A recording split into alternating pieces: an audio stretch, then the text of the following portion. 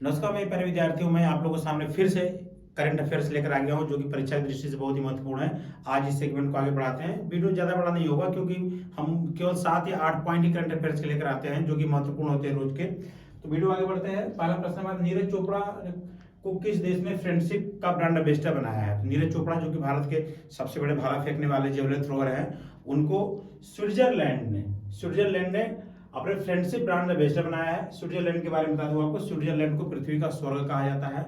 और स्विट्जरलैंड तो सबसे ज्यादा चर्चा होता है अपने स्विस बैंकों के लिए। वहां पे बैंकों में जो पैसे रखे जाते हैं वो बड़ी गोपनीय तरह से, पूरे विश्व का पैसा लगभग जितनी ब्लैक मनी होती है स्विट्जरलैंड में जमा होती है। और स्विट्जरलैंड में के पर्यटन विभिन्न प्रकार के आगंतुकों को आकर्षित करने में काफी संभावना देखा गया है। इस मिशन की शुरुआत 16 दिसंबर 1994 में एक संघीय संकल्प के रूप में की गई थी। हमारा अगला प्रश्न है,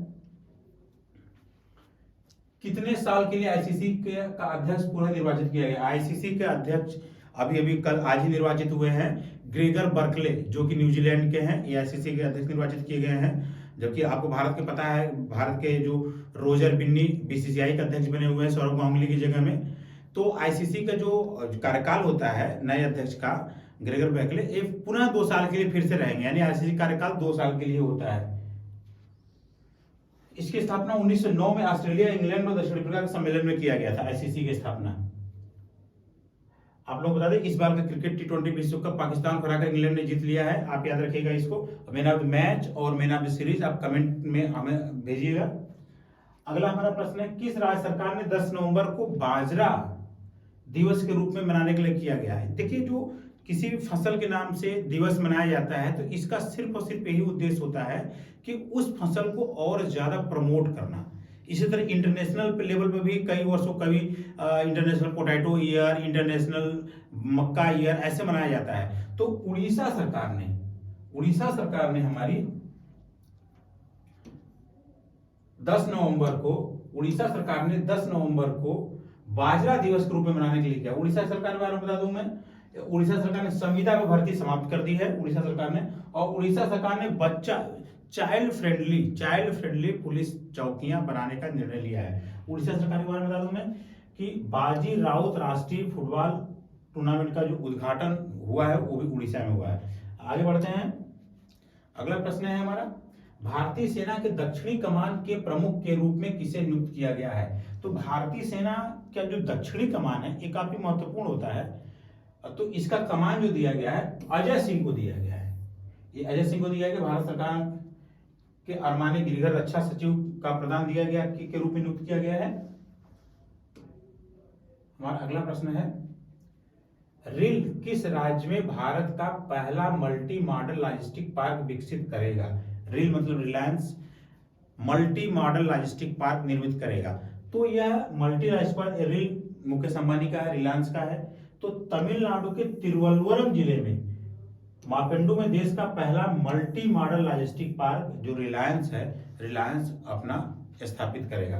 हमारा अगला प्रश्न है,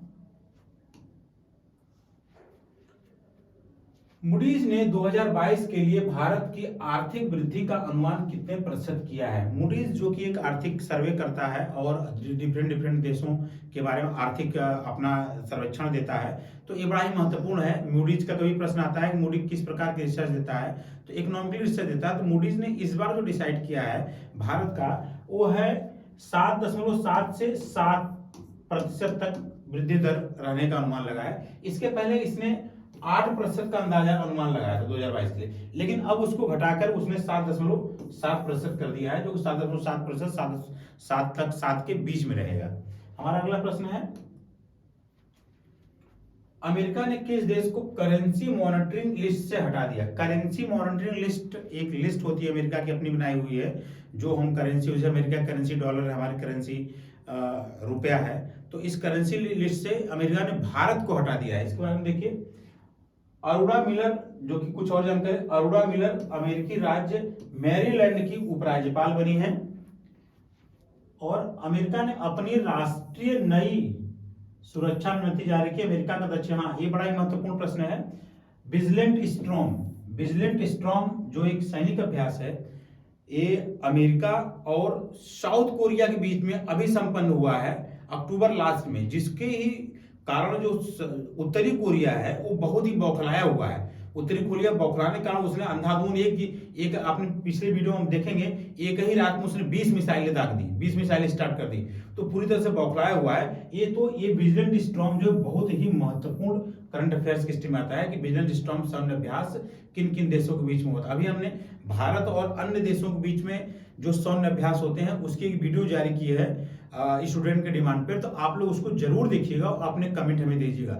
वीडियो पसंद आए जरूर लाइक करें और अधिक से अधिक शेयर करें, तो अपने कमेंट बॉक्स में जरूर कमेंट करिए। धन्यवाद।